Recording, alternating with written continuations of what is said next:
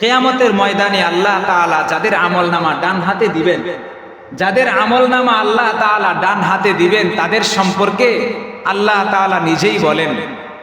আম্মা মান উতিয়া কিতাবাহু বিয়ামিনিহি ফায়াকুলু হাউম ইকরাউ কিতাবিয়া ইন্নী যানানতু আন্নী মুলাকিন হিসাবিয়া ফাহুয়া ফি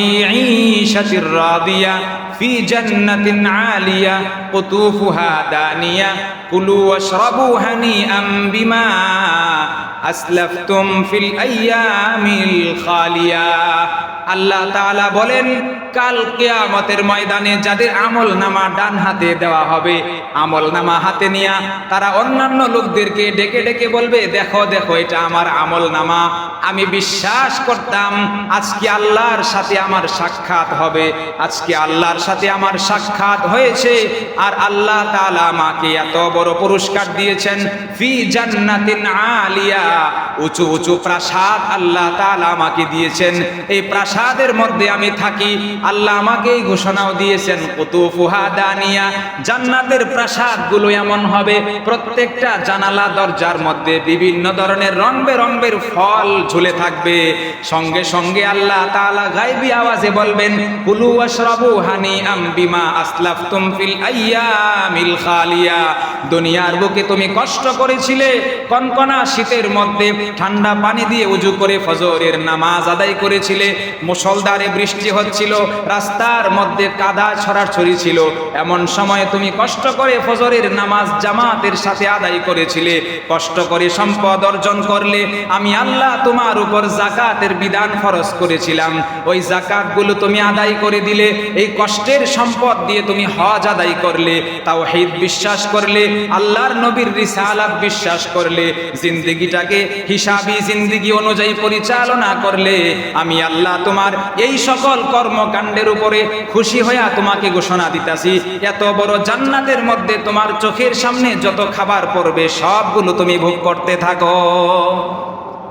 এটা হলো ডান হাতে আমলনামা পাওয়ার সবচাইতে বড় পুরস্কার। এই আয়াতগুলোর পরে রব্বুল আলামিন সূরা হাক্কার 25 নম্বর আয়াত থেকে নিয়ে 37 নম্বর আয়াত পর্যন্ত টোটাল 13টা আয়াতের মধ্যে যাদের আমলনামা বাম হাতে দেওয়া হবে এদের সম্পর্কে বলেন, ওয়া আম্মা মান উতিয়া কিতাবাহু বিশিমালি ফায়াকুলু ইয়া লাইতানি লাম উতা কিতাবিয়া, যাদের আমলনামা বাম হাতে দেওয়া হবে, আমলনামাটা হাতে নিয়ে কান্না করতে করতে বলবে, হাই হাই, এই আমলনামা যদি আমাকে না দেওয়া হতো, আমলনামা দেওয়ার পূর্বে যদি আমার ইন্তেকাল হয়ে যেত, ইয়া লাইতাহা কানাতিল কাদিয়া মা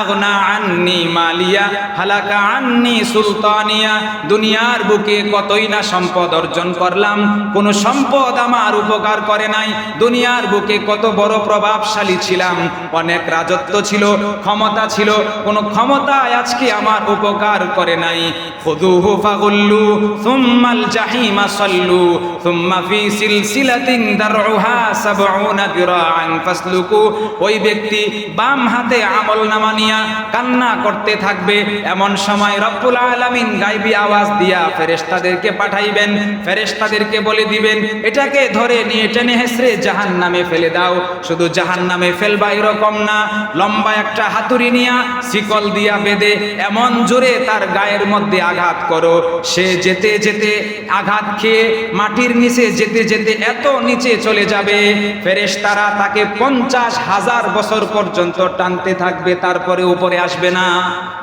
এত কঠিন অবস্থা হবে বাম হাতে আমলনামা পাইলে। এজন্য এমন ভাবে জিন্দেগি যাপন করো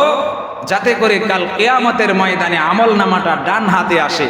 যার আমলনামা ডান হাতে আসবে কোনো হিসাব হবে না, যার আমলনামা বাম হাতে আসবে তার কোনো উপায় থাকবে না। আল্লাহ তাআলা আমাদের সবাইকে হেফাজত করুন, আমিন।